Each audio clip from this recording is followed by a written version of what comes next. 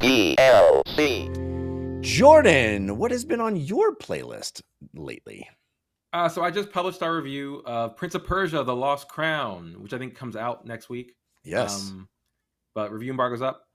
This game is fantastic. I was very surprised by how much I ended up liking this game. They announced it last year. It's a return to sort of the 2D style of Prince of Persia. The very original Prince of Persia was a 2D game, famously like a rotoscoped kind of cinematic platformer. But then Ubisoft bought it, and then they had the Sands of Time, which is a fantastic game, cool time manipulation powers. But then that game that franchise sort of fell off because Assassin's Creed sort of took over as Ubisoft's kind of vaguely historical, really parkour heavy sort of action game. And those are still going strong. But I've always thought that was a mistake. I always thought Prince of Persia had its own cool thing, and so they brought it back as this 2D Metroidvania from the people who made those like kind of recent 2D Rayman games.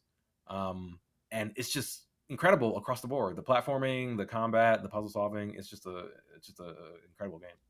I'm so excited. So happy to hear that. Yeah. I know that there's a demo out that I could have been playing this week, but I've been holding off because I kind of want to just jump into the full game when it comes out. But how did you feel about the sort of the length and depth and the journey through the entire game? I mean, is there enough new stuff introduced? Are you constantly being asked to do new kinds of things, or is it what's your experience overall? Yeah, so I'd be maybe like 15 hours, and that was probably going quickly to review it. I think it could very easily be like twice that if you're trying to get everything. But yeah, like you were saying, like the speed in which they are introducing new things to you is definitely very impressive. Because I just feel like all the different aspects of it are all like executed at like top level. So like the map is huge and has really interesting layouts for how in Metroidvanias you want to have the things kind of loop around on themselves, so you kind of unlock shortcuts that way and kind of feel like you could be lost, but you're not so lost that it's just like not fun. And you have different kind of ways of remembering like landmarks and stuff like that. So just there's this much ballyhooed feature where you can like take a screenshot, right? Yeah, and put that on your map if you want. Yeah, that's cool. I like that's a clever solution to that very frequent Metroidvania problem. Yeah, so I think the map itself I think is well designed. Like just the movement, it feels incredible. The different you feel like almost like a Smash Brothers character, like your mobility options and like how fluid everything feels.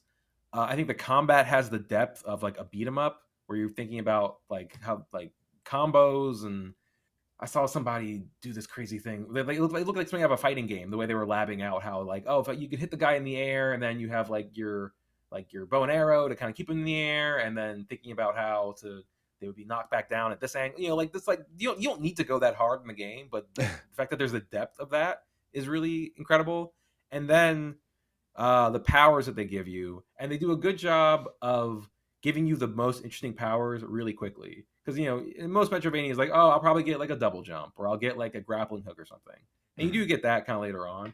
But initially, they're giving you this power, like they give you a power where you can like freeze a duplicate of yourself at a certain fixed point, and then recall yourself back to that duplicate at any point in what you're doing. So say like you jump up and then you leave like your duplicate in midair, and then you elsewhere activate a platform that kind of raises beneath that duplicate, and then you recall yourself back to that point and you get on it. Oh, that sounds awesome. It's like Braid or like Portal or like a Zelda dungeon sometimes, some of that stuff. Like there are stretches where you're not doing any fighting at all, and it's still really engaging.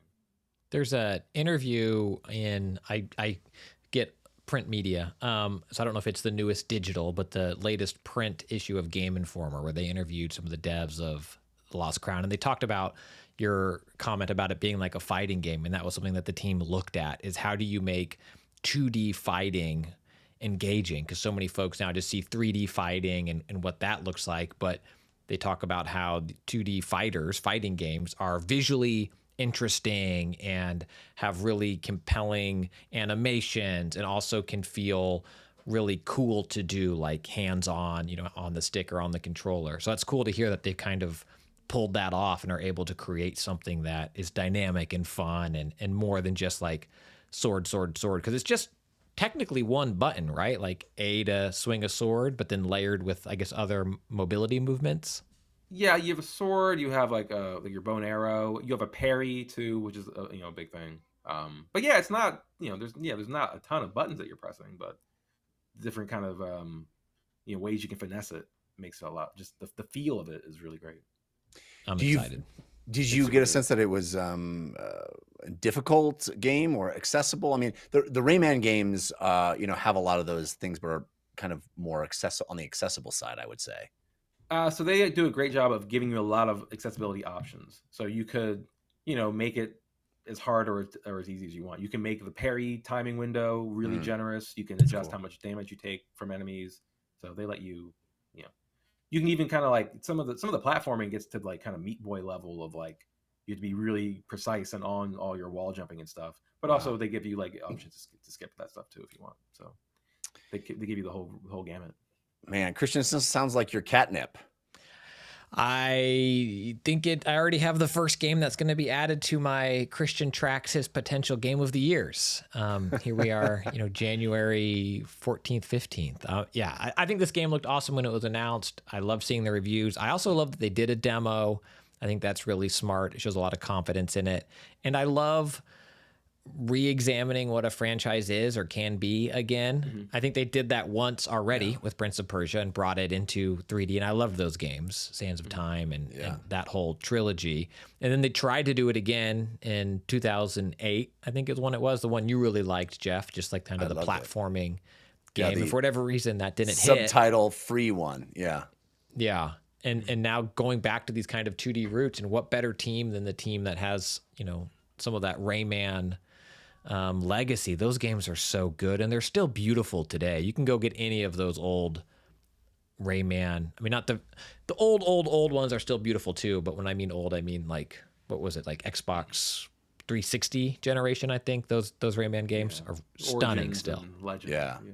So much fun, those games. I also heard that it runs really well, that it even at launch, it's running at a super high frame rate, even on Switch. And I played it on Switch, and it's 60 and 1080p. It runs great. That's awesome.